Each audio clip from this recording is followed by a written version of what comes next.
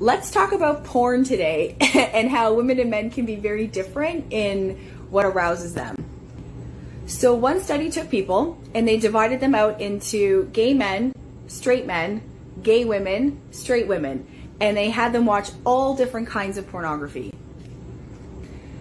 The pornography was guy on girl, lesbian, homosexual men, so guy on guy, group sex, a woman masturbating, and a man masturbating. And I think that's it. So the researchers had them watch all these different kinds of pornography, and they monitored how they reacted to all of the different kinds of porn. So straight men reacted how you would probably think. Anything with women, there were high levels of arousal, and anything with men was very low. There was like very little reaction. And then gay men were the same but inverse. So anything with men was very, very high attraction, very, very high reaction, and then anything with women was very low. But what is really interesting about this study is the women.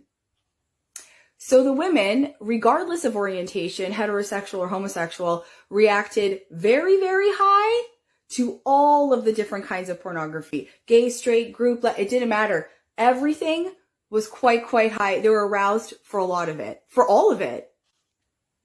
And this is really making me think a lot about the way that we see the world and the way that we talk about sexuality. So hear me out. If you get inside the mind of a man for a moment, like gay, straight, it just appears to be very black and white. Like, I like that kind of, I like to see that and I don't like that. So like, it's very, very binary. And then you have women who are like all of these flexibilities and like all of these gradations, there's all of these nuances, and they're able to like all of it. And then it makes me think the way that we talk about sex, the way that we learned about sex is really the way that men viewed sex. Like, I like this and I don't like that. And that's a woman and that's a man. And that's gay and that's straight. Does that make sense?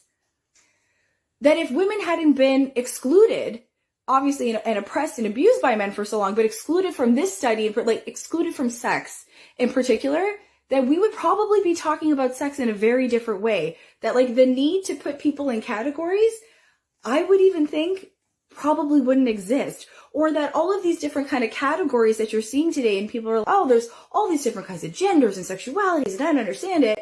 I think had women been included in all this, because we're aroused by so many different things, those categories would have existed forever, or they would just have been not important at all. Anyways, what do you think? Because I'm not picking on men. I just think that you're different and that's okay.